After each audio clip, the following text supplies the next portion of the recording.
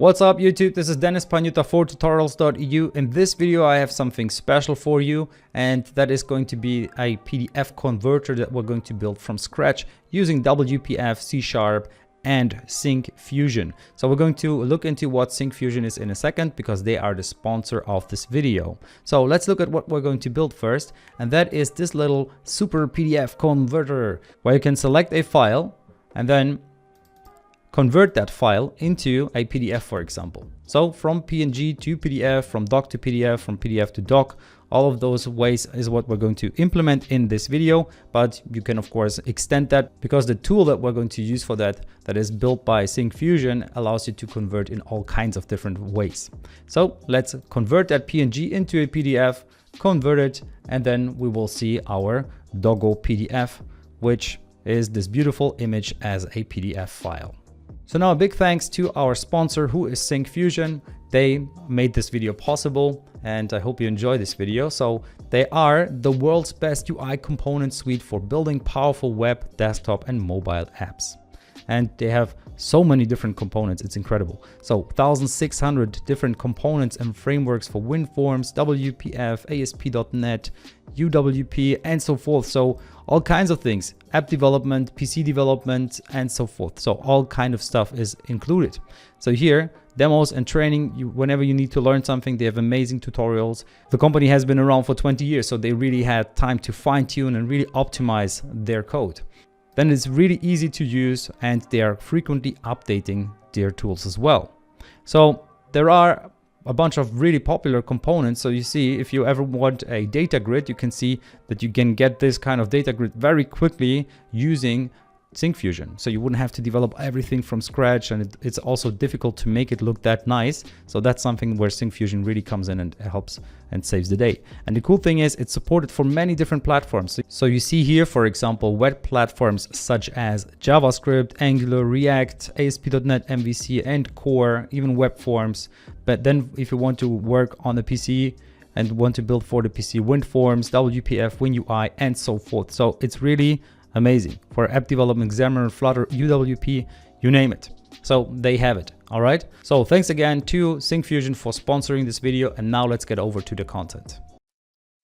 So if you feel like it's a great idea to use Syncfusion, which I think you should, then definitely check out syncfusion.com with our URL. It really helps us out. This shows Syncfusion that you are coming from our video, and this allows them to see that we did a good job, and this helps us in the future to create even more of this kind of content with Syncfusion, which I would really appreciate.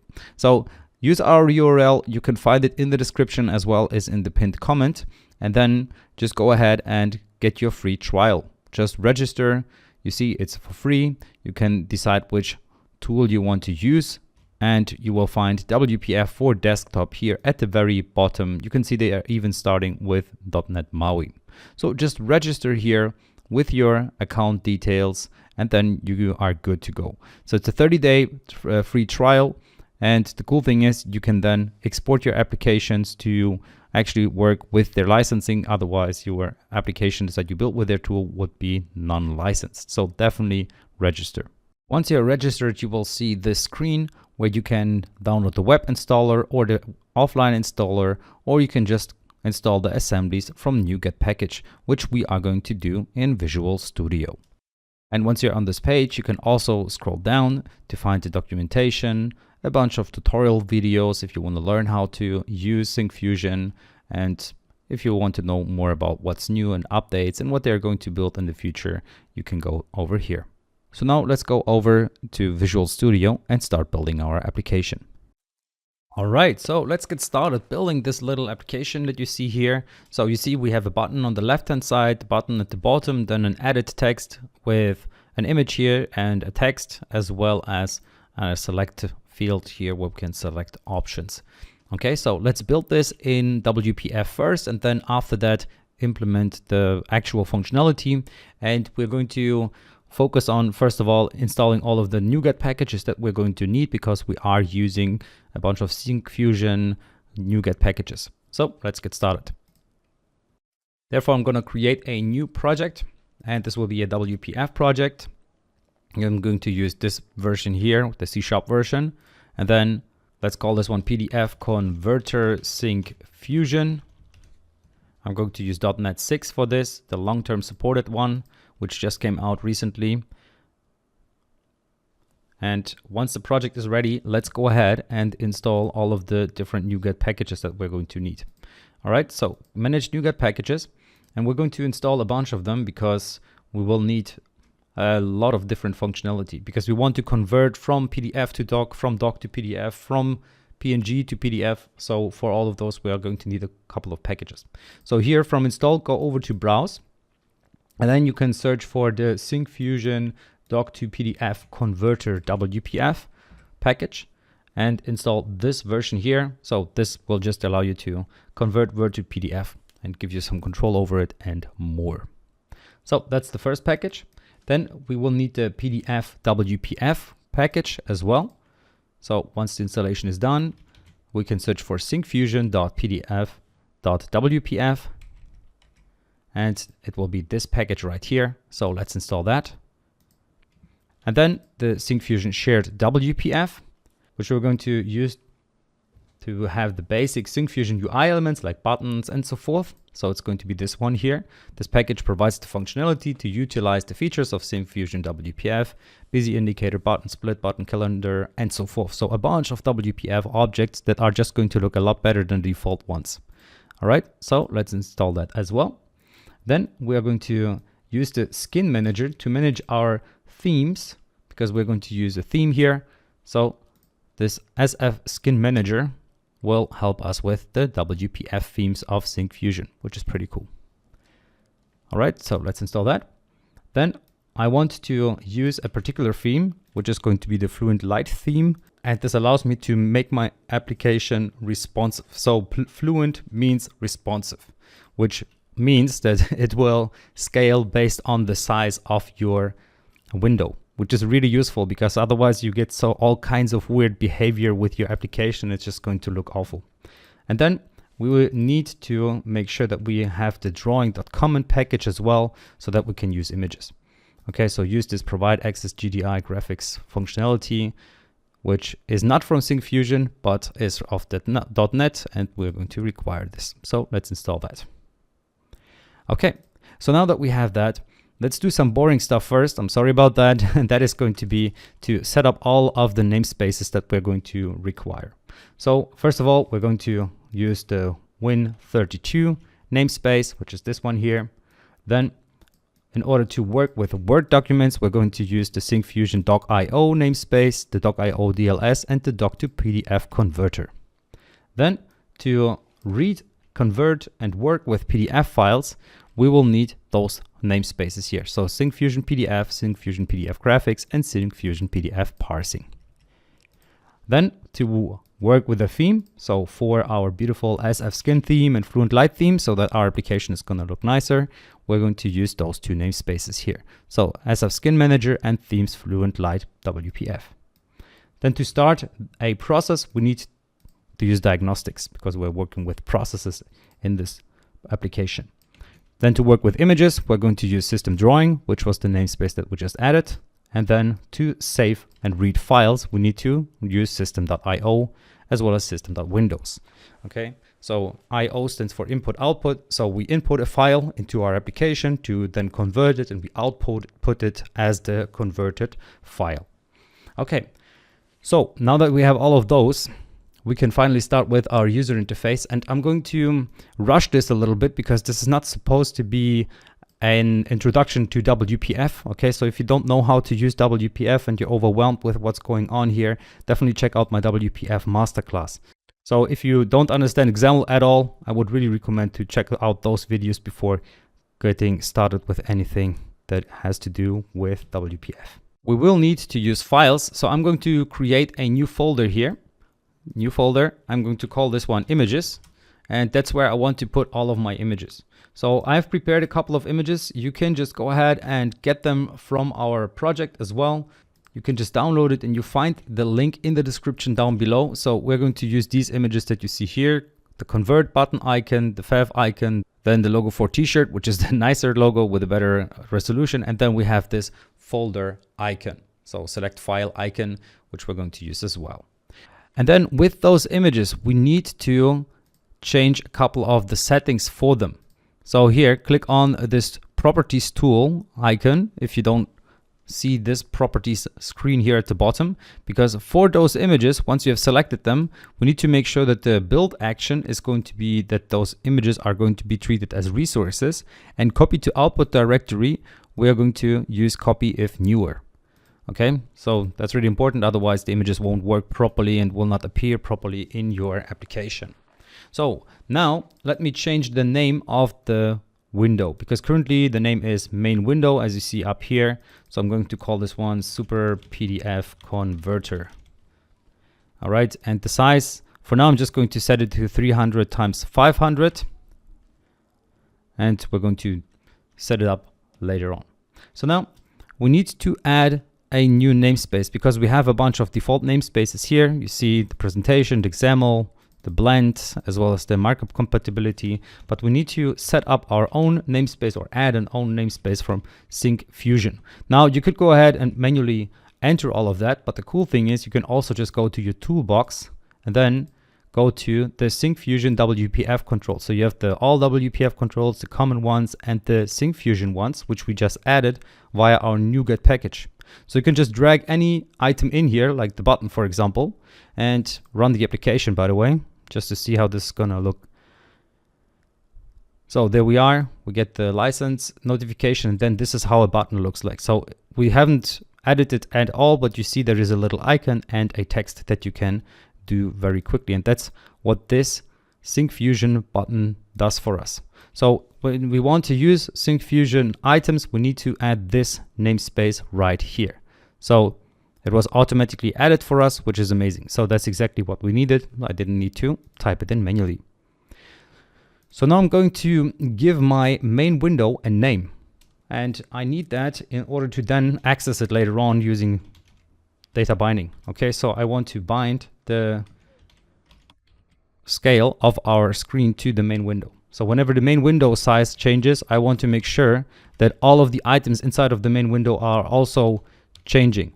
So if you look at our example project here, if we change the size, you see that the icons are changing in size and so forth, or the buttons and the text and so forth. Everything is changing in size. And that only happens through this binding, because we're binding, so to speak, we're connecting the size of the window to the individual items inside of our grid. And the grid is going to be the parent layout, so to speak, so the layout container in which we're going to put everything. And I want to design this grid, and therefore we can now use a scale transform, for example, because I want to scale what I have there. So the name will be application scale transform. So I'm going to call it, and let's close the scale transform so that the arrow disappears. Now what I want to have here is the center X should be 0, the center Y should be 0, and I'm going to have scale X and scale Y properties set up. So let me just paste them in here. I'm going to paste a lot of code next, because otherwise this video would take too long for me to type everything in. I think it's also boring for you. So what we have here is we're going to bind the scale X of our grid. So the width, so to speak, we're going to scale it based on the binding element, my main window, which is this main window. That's why we gave it a name, so that we can now connect to it. We're binding our scale value to it. So what is scale value? Well, currently this doesn't exist, but this is just going to be a variable that we're going to then use in order to know how we need to multiply our widths and sizes and so forth of all of the items, so that they are going to be adjusted accordingly to the size of the main window. So that's what we are doing here basically. Okay. Now let's go ahead and add items to our grid transform. And by the way, if we get rid of those two lines, we can start our application. It should work already. We see that we have our super PDF converter. Let me paste that back in here, because we will need it later on. And by the way, while we're at it, let's change the icon here.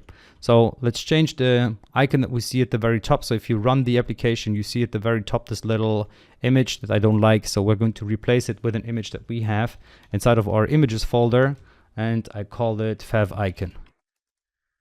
And I think without a capital I. So if you go to View, Solution Explorer, you will find this favicon PNG file. And if you hover over it, you will see that this is the icon that I want to use. And obviously I need to add the PNG name or the extension here as well.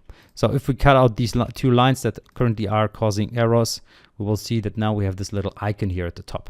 Okay, this looks a lot nicer, I think, than the default icon. So that's how you can do that. Okay, so you see there's a bunch of stuff going on. Now let's take care of adding images and text in here. So at the top, I want to have an image. So let's add the image, and actually let me paste the image in here and go over what I'm doing there. And this image that I have here will use the images logo PNG. It will stretch so that it fills the size. The horizontal alignment will be centered, vertical alignment will also be centered, and the height will be 68 and width 155. So we will need to reposition it. You can drag it a little bit, so then it will reposition its margin here, for example. So I want it to be pretty close to the top, so we can just do a margin of 10.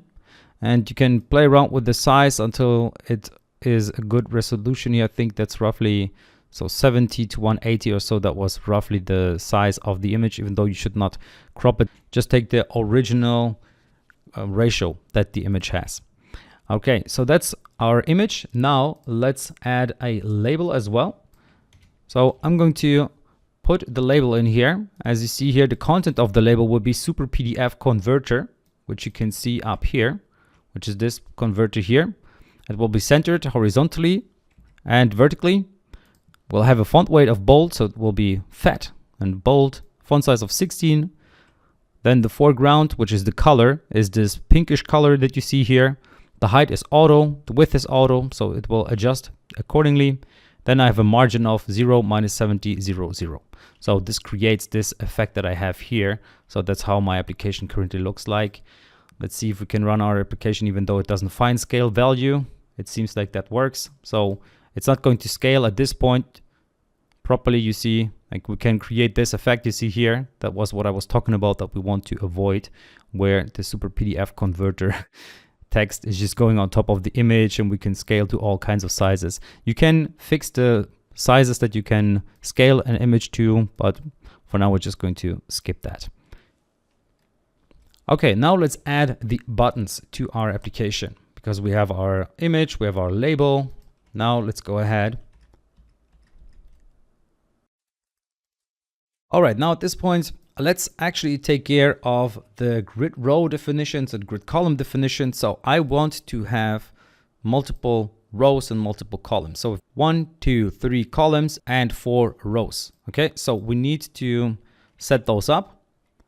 So let's set up 3 columns by having 3 column definitions, and then 4 rows by having 4 row definitions. Okay, so this is how our application is then going to fare. You see, currently everything is at the top left side because by default it's at 0, 0. So now I want my image to be here at the top, then the super PDF converter text right here, and then yeah, we can go from there. Okay, so let's change the image's position to have the grid column of 1 and the grid row of 0 and the label grid column of 1 as well and grid row of 1. So it will be underneath now. And at this point you can see we can get rid of this margin, or we can just set it to 0, 0 and see how this is going to look like.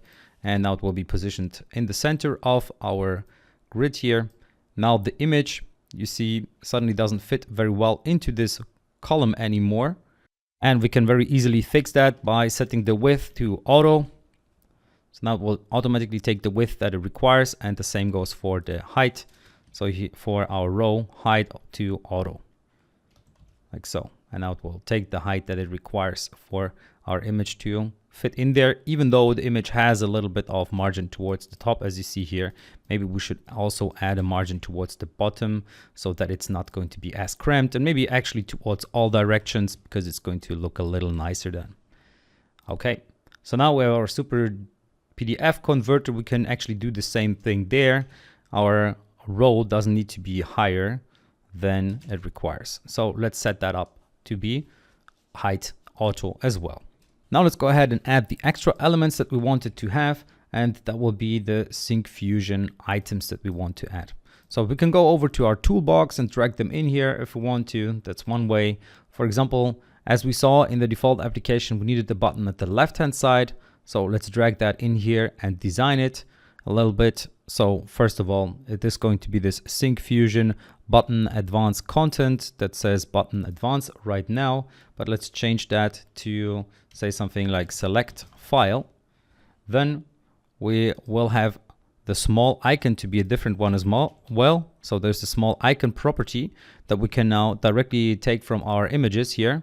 So we have this, it should be the select file icon, this one here. So images / select, and let me actually just copy this file name from here like so and put it in here. Select file icon PNG, and there we have our image already. You see, that's what it says. Actually, the content says select file, but I don't care that much about the content, more about the label. So there's this label property, and if we change that to select file, let me see if I have the label twice. Yes, I do. So let me cut that out here, select file, and change the label to select file. Okay, so now this looks a lot nicer, I'd say. Let's put it into multiple lines so that we don't have to side scroll. Side scrolling is always a pain. So let's look at this. So we have our content that says select file. This is good for impaired readers. So visually impaired people who can't read, then the tool could read for them. This button says select file, and they could say, please click select file, and then it was opened up that. So then we have the icon. We want to align it towards the left. I'm going to have a height here of 35, which is fine. It has a width of 75. Well, let's make it a little bigger. I think something like 115 should be good. You see there. Then we have a big margin. So let's set that to 0. At first, look at how this is going to be. And I think something like 10 pixels towards the side is always a good idea. But then let's also make sure that this is going to auto width. So this column, the first column, is going to have a width of auto as well. So now you see it will create this effect. I think 10 pixels towards all direction for the margin for this button should be good. So let's do that in here.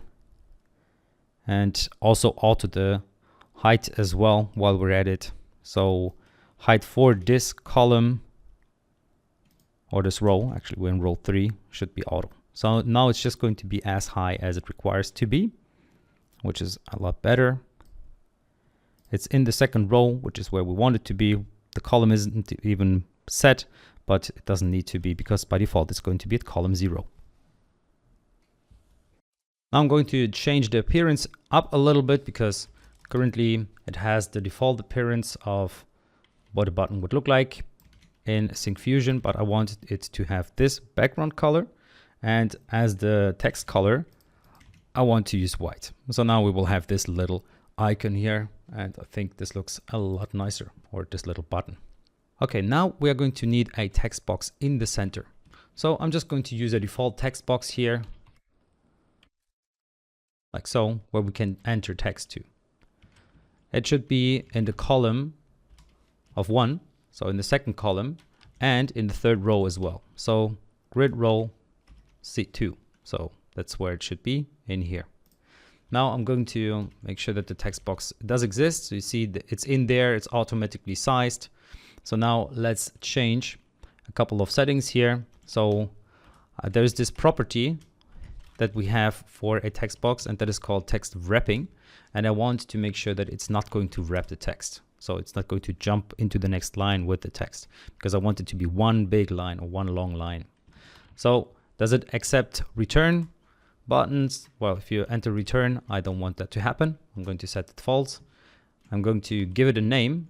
Actually, let's put that name at the very beginning. I always like to have that at the very beginning, so it's a lot easier to find. So X name will be the path text box. So that's where we get the path from, or we will see the path, so to speak. I would like to give it a little bit of margin as well, because I'm not very happy how cramped it otherwise looks, at least in here.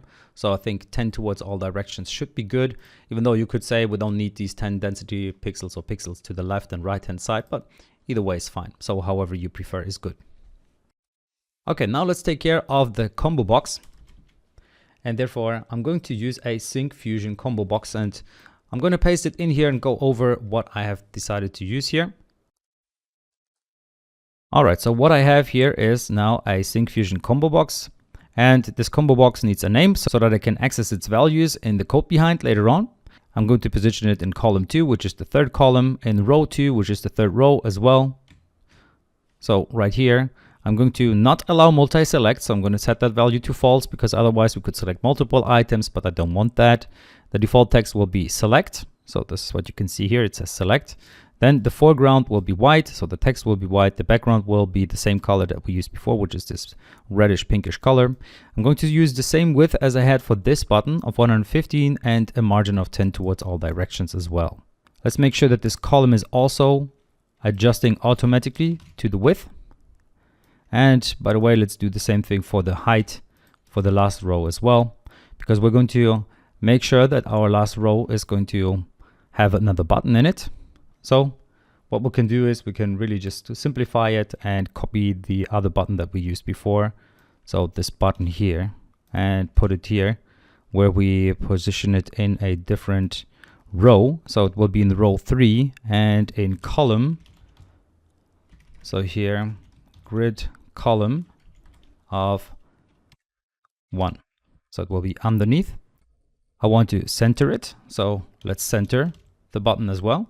And now we should be better, or it should be better. And then let's change the text here a little bit. So the label should not say select file, but convert. The margin towards all directions is still fine. The color is fine. I would like to use a different image. So in this case, I would like to use this other image. Let me see how we call it. So I think it was this convert button icon. Okay, so this icon. So let me rename it and cut this out, or copy this, and now use this as the image directory or directory. So the small icon will now be this little flash icon. Now you can change the content to convert as well, so visually impaired people can also understand what this button should do. Okay, and that should pretty much do it for our user interface. Now this button will need to have an click event. So once we click on it, we will need to do something, right? So we want to run an event. The same will go for the other button. So let's take care of that step by step now. Therefore, I'm going to give it a onClick event. So here, click this event, create the new event handler, and it is automatically called button advanced click, which also creates this new method for us. I'm going to rename this, and I'm going to call this one convert button click. Okay, and let's rename this and actually add the underscore, because it really likes this underscore. So let's add this underscore here as well. So convert button click, that's going to be the method, and this will be the code that will be executed once we click on this convert button here at the bottom. Now I just realized that I didn't talk specifically about the combo box items. So I will have 3 items in here. So the doc to PDF item, the PDF to doc item, and the PNG to PDF items. So these are going to be the 3 options that we have once we are clicking on to this button, and you see that we have those 3 options. Now at this point, you see that the coloring is a little off because we haven't applied any theme to it yet, but we're going to apply a theme later. And then once we have selected something, you see the text is populated and it looks a lot better, but we're going to take care of the theme a little later. But now let's take care of the actual functionality in the code behind, so in the XAML.cs file. Therefore, I need a click event for this button. So currently it doesn't have a click event, so let's add one. So just add a new event handler, and I'm going to rename this. I'm going to call this something like select file click, Okay, so select file click and underscore click so that we follow the standard. Let me copy this because I want to use this for this event here. So select file click. So that should be executed once we click on that button. And what should happen? Well, I want to open a file dialog. So let's go ahead and create a open file dialog object like so. And I love the new Visual Studio. You see, it really does a lot of the work for us. Then we will need to show the dialog to the user.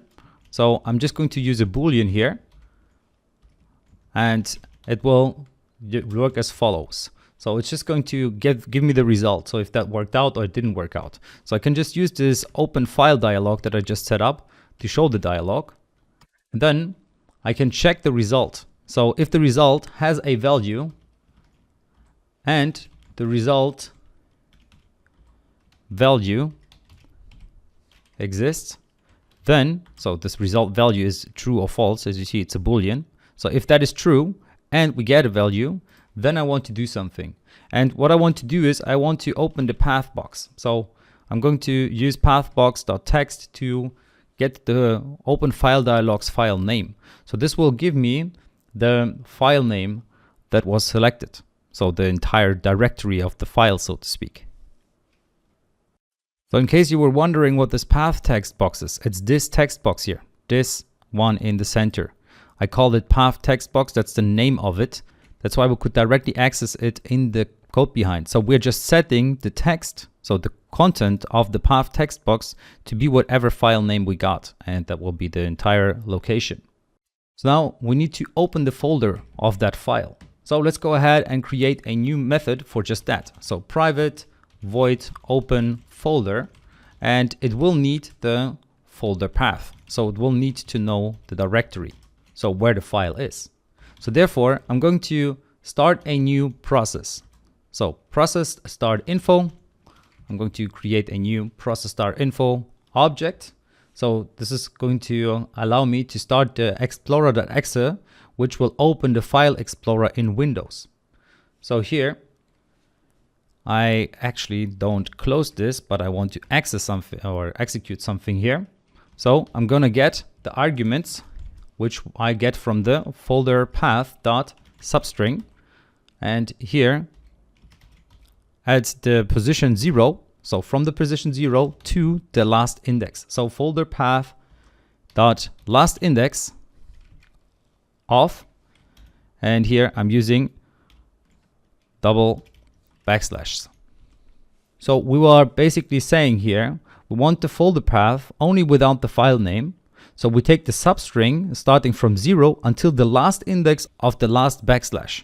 So we have this entire file name or file path, and the file name is just this part here, right? And what we're saying is take everything except for this last part where we had the last backslash. So cut off all of this part here, but take everything else. So take the entire folder, so the location where this particular file is at. So that's what this argument is going to be. And the file name itself will be called explorer.exe. And now let's actually run this task. So process start with start info. And we need to add a comma here for our file name. Otherwise we get an error. Okay, so that's how we open a folder. So now what we want to do is to manage what should happen once we click on the convert button. Okay, so let's take care of that. And that is our convert button click. So here we're checking if the path box, path text box.text to be precise, is not empty or is empty. So let's say it is empty. What do we want to do if it is empty? Well, if it's empty, we're just going to display to the user, hey, there's nothing to show here. Do something else. So .show, and here we say, please select a file. And then just return. But then otherwise, we're going to use a switch here. So we're going to use a conversion drop-down selected index switch. So what is this conversion drop-down?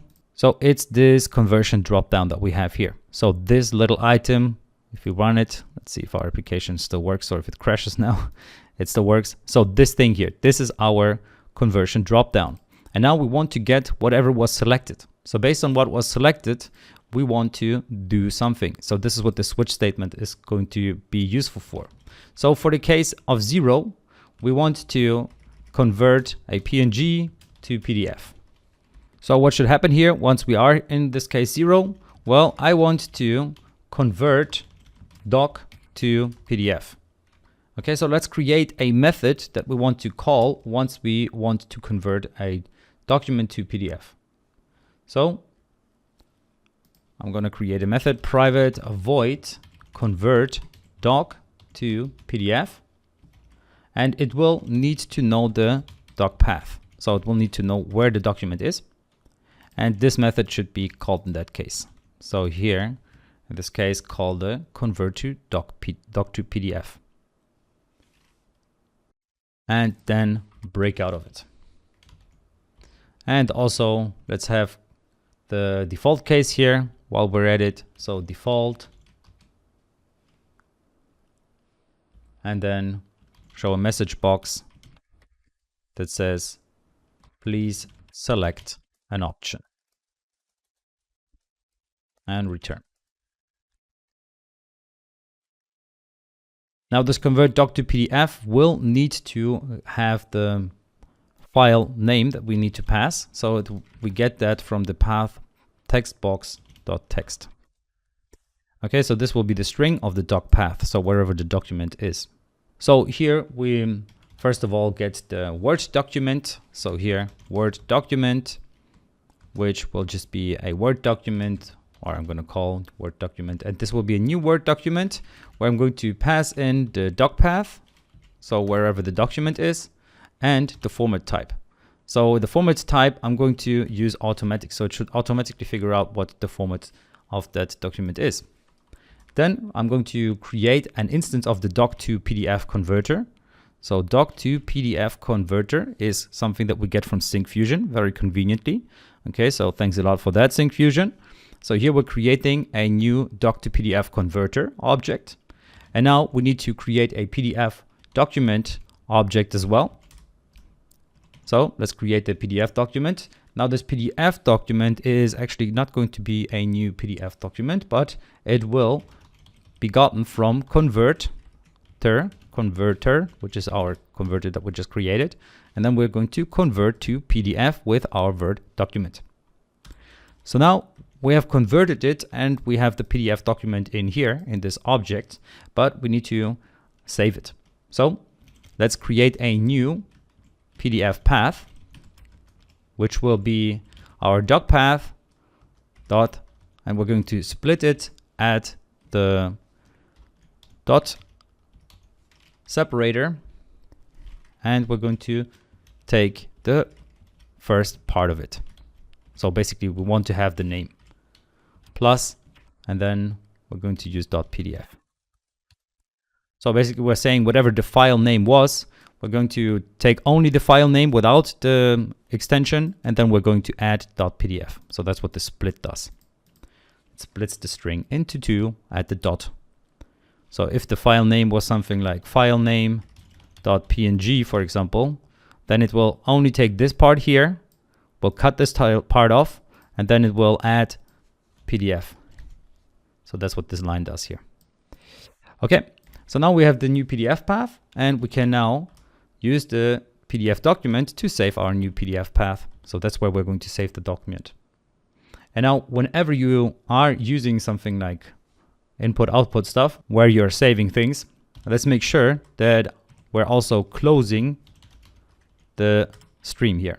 So PDF document close true, and the Word document we should also close. All right, so that's how we convert a document to a PDF. So let's now actually call this once we have selected 0, and let me just check if that's actually going to be doc to PDF. Yes, it is. So our first option is going to be doc to PDF. That's the 0 version, or the 0 option of our conversion drop down select index. So at this point, let's test our application. and let's see if it can convert a document into a PDF. Therefore, let's go ahead and create a new document, and a new rich text document should be fine. I'm going to call it test1 and write something like this is test1. Let's save it. Let's close this file. And now before we can test that, let's actually make sure that our open folder is going to be called once we click on the convert button click. So here, open folder, and what should it use? It should use the path text box text as the string. So this is going to return a string. The text box text is of type string, and it's going to call this open folder, which will then open the folder with the file name Explorer-exe. So now let's run the application. Make sure that we select the doc to PDF. Let's select the file. Let's say we select our test1 RTF. Let's convert that. And it opens up the Explorer-exe. Let's look at test1 PDF, and we see this is test1, created with a trial version of Syncfusion Essential PDF. Perfect. So now we have the first part of our application. We can now convert a document to a PDF file, even if it's an RTF document. So it's not a docx file or a doc file or something like that. It's an RTF file. You could try that with a txt file. It should work the same. So you see now we have the text here of the location, so to speak, of where our file is, and it's under pictures test1 RTF. Okay, so that was part one. Now we know how to convert a document to a PDF. Now let's convert a PNG to a PDF. Okay, so therefore, let's go ahead and create the new method here. Private void convert PNG to PDF. And this should be one name. And here we are going to use the PNG path. So the path of the file. So first of all, we're going to need a PDF document object here, which I'm going to call PDF doc conveniently, which will be a new PDF document. Then we will need a PDF image. So PDF image object, which will be a new PDF image, but we're going to get that from PDF image dot from stream. And we're going to use a file stream here. So from stream needs to have a stream as a parameter. So we're going to use a new file stream object, file stream, where we pass in the path. So it's going to be our PNG path. And we need to pass in the file mode. So how we want to handle the file. And we're going to open the file like so. Okay, so this will give us the PDF image. Now we need to have the PDF page, which will be a new PDF page object. We need the PDF section, which will conveniently be called PDF section, which will take our PDF doc sections and add one to it. Okay. So take this PDF doc and add a section to it. And then we take the PDF section and we insert the pages. So here pages dot insert at position 0, we're going to insert our PDF page. And now we can use that PDF page to draw the images. So this is where we're going to need, and this should be our PDF page object and not the PDF page class. So here we can use the graphics, draw image with our PDF image. So this is not going to be image. Actually, I called it image. Let me rename it to PDF image. I want to rather have a proper name here. So we're going to use our image and we're going to position it at 0, 0. So draw image, you see it says 0, 0. So using the original physical size at the location specified by the coordinate pair. So we're going to say it should start at the top left side with the drawing, with not starting anywhere else. And then we can get the new PNG path, and that's just brilliant what this new Visual Studio can do for us. So new PDF path, it just knows what I want to type even without me typing it. I love it. And here we're going to do the same split as we've done before with this here. where we're going to store it as a PDF after. All right, so that's going to be our new PDF path. Now we need to store this PDF document and save it using our new PNG path. And then we need to make sure that we close our PDF doc. That's how we can convert a PNG to a PDF. So let's take care of that in our other cases. So here, case 1. So what do we want to do here? We want to convert to PDF, and then we want to break. Now, obviously, we need to pass in a path, and we're going to use the path textbox.text here for our convert PNG to PDF. So now let's see if this is going to work. Let's actually select the PNG. So select file, let's select this doggo, let's convert it. Oh, actually here PNG to PDF. Oh, I think that's case 2 then. So let's add case 2 here instead of case 1. Let me refresh. I'm not sure whether hot reload would be fine for this particular application. So let's use doggo. Let's convert a PNG to PDF. Let's convert it. And it opens doggo PDF, even though I think doggo PDF existed already. So probably it's overrode it. Let's try again. And it seems like I have an error. So the process cannot access the file C PNG because it's being used. Aha. So I should probably not use it. So let me close the application real quick. Make sure I'm not using it anywhere. I have just too many things open at the same time. Let's try again.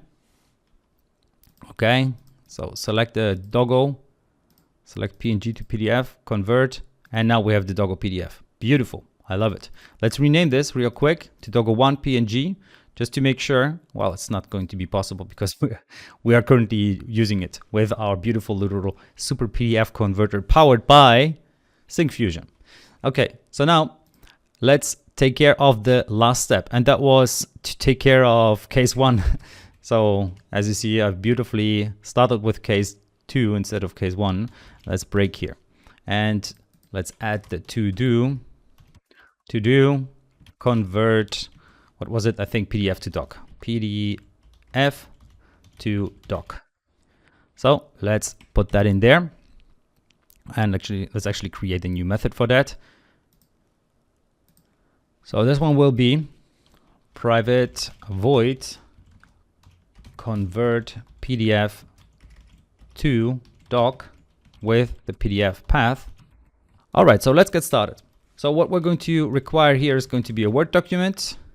I'm going to call this Word document, which will be a new Word document. Then we will need the new section. So we are going to use something called IW section, which will add a new section to the document. I'm going to call this one section. And this will be a Word document.add section. So then we can use that section to set up the page with margins all being 0. So I'm going to set all margins to 0. Then I will need to set up the iParagraph, where I'm going to create my first paragraph here, which will just be add paragraph here. And then we need to create a new size f struct to store the value of the path width and its size. So size f will be a default page size, which will be a new size f. And here I need to pass in the Word document dot last section, and particularly its page setup dot page size dot width. So we're going to say how wide it is, and now we're going to do the same thing with the height. So we also take the Word document here again, but this time we're going to use its height, because we just need to pass that for the default page size. It needs to know how tall an individual page is. So that's the size. And now we can load the document, the PDF document to be precise, from the given file path. So using PDF loaded document, which will be a loaded document, or which I'm going to call loaded document, which will be a new PDF loaded document with the PDF path. So this is just a PDF document that we loaded, a relative path that we are passing to it. And now we can do the magic. So this is a little more complicated, you see. The others were quite simple, I'd say, but converting a PDF to a document is a little more complicated here. Because now we need to go through every loaded page in our document. So I equals 0, and then, actually, let me see. Come on, give me something, IDE. I loved what you had to offer there. So I 0, now it doesn't want it anymore, okay. So I need to check the loaded documents, pages that count. So how many pages do we have? And I want to go through all of them. Okay, so that's what we're going to do with this for loop. And then I'm going to use an image, which will be loaded from my documents, export as page or as image, not as page. And here, default page size, false. So we're saying keep the aspect ratio. We're going to set that to false. The page index will be I, and the size of the image will be our custom size that we have set up before, which was this default page size. So this is the size F object that we created. We need this specifically to load the document and export it as an image. Okay, so then we can go ahead and again run some beautiful iPicture code. So here we are going to load the first paragraph, dot append picture image, and then we're going to define the picture width to be the width of the image, as well as the picture height, the height of the image. So let me see why it was unhappy. No, that's fine. All right. So this is our using code. We need to finish it with a semicolon here, and then we can go ahead and create a new PDF path where we're going to use the PDF path, split it at the dot, and now add a docx to it. So dot docx, because that's how it's going to be stored. Okay, and now we can save that document. So Word document, save new PDF path, and close the Word document as well. So actually dispose of it.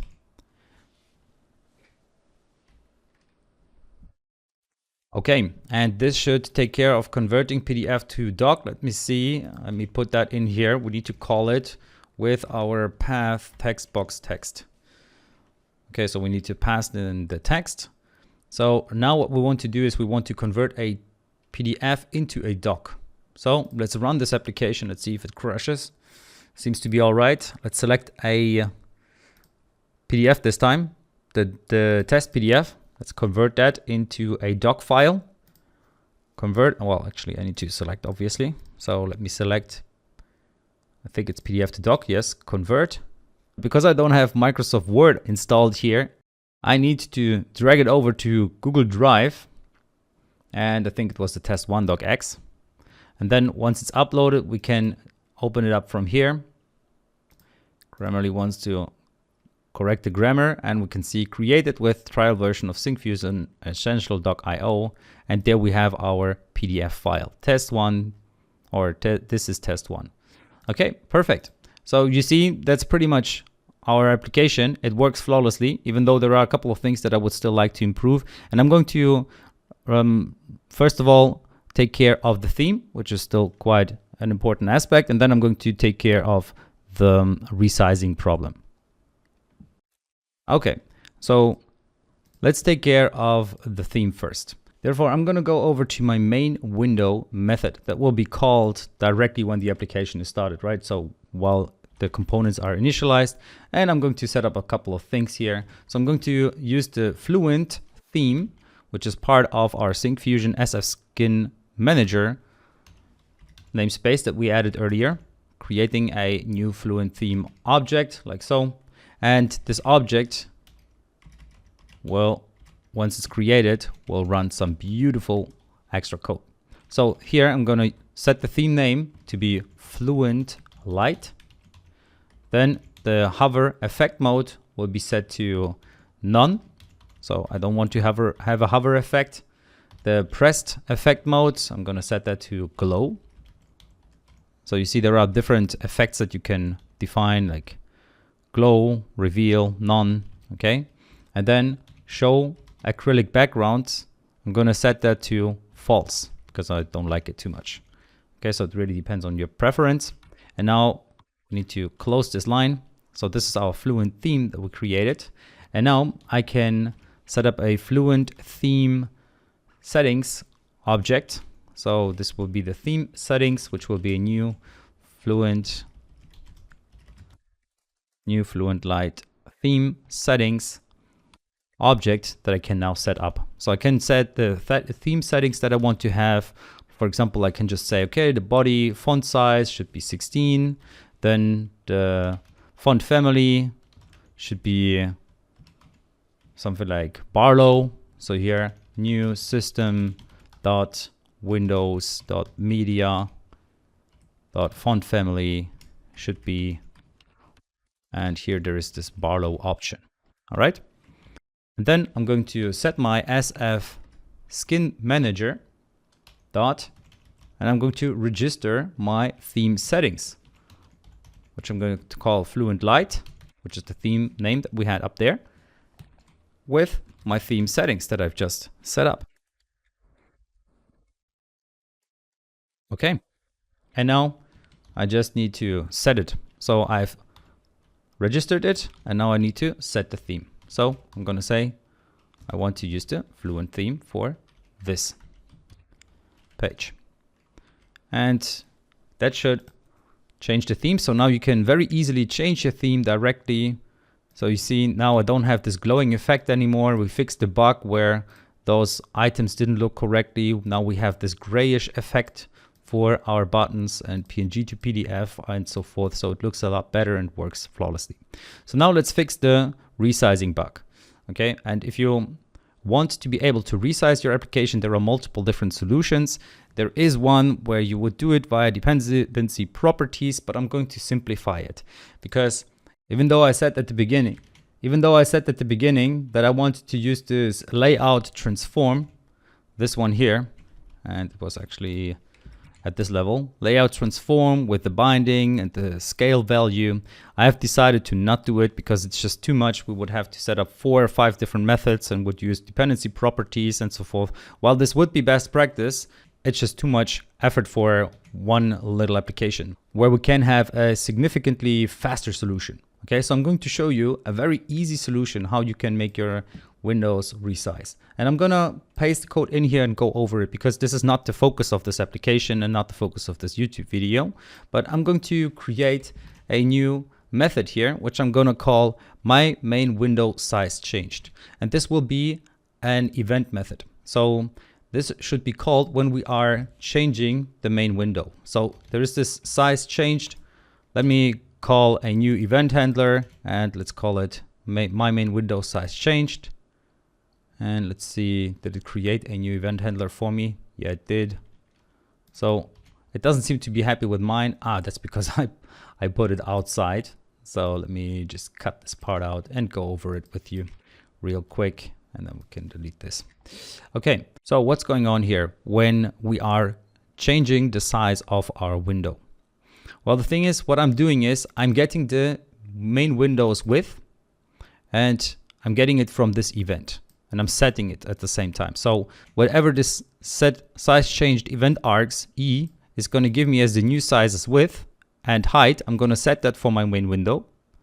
Then I'm going to set the X change and Y change to be 1 by default, and we're going to override them. So if the previous width was not 0, then set the X change to be the new size width divided by the previous size width. And the same goes for the Y change. So it just says, okay, whatever is the percentage in change, please store that in Y change. And then for every single framework element, so for every single UI element called FE inside of my grid children, so I gave my grid a name. Let's go over here and make sure that my grid here has a name. I called it my grid. So for every single item inside of the grid, check if the grid is equal to false. So FE in grid is equal to false. If that's the case, then set the height of that framework element to be the actual height of that framework element at the moment of executing this code, multiplied with whatever the ratio for y change is, and the actual width, whatever the value for x changes. And then modify the framework element, so the FE. Okay, so this just resizes the elements inside of our grid. Now there's one more thing that I want to do. I want to make sure that there is a min width and min height for my window. So min height of 300 and min width of 500, because otherwise we can make it too small. So let me rerun this. And now you see we cannot make it smaller, but we can resize it, make it bigger. Now you could of course say, I want to also make sure that the super PDF converter text is changing in size and stuff. So that would be a little too much effort for this video, but you can just go ahead and adjust the font size based on whatever. So multiply the font size of the framework element with whatever y change or x change is. But that basically concludes this project. So now we do have this beautiful little project that we can now resize. We can convert all kinds of stuff. We can convert a document to a PDF to a document, a PNG to a PDF. And yeah, that's pretty much it. Thanks a lot for watching this video. I hope you enjoyed it. Now you know how to create a PDF converter. And thanks a lot to Syncfusion as well for sponsoring this video. They made it possible for us to create this cool little application. And if you want us to build more of these kind of real world applications, then hit the like button if you haven't done so already, and subscribe. And also leave a comment with some ideas of what you would like us to build.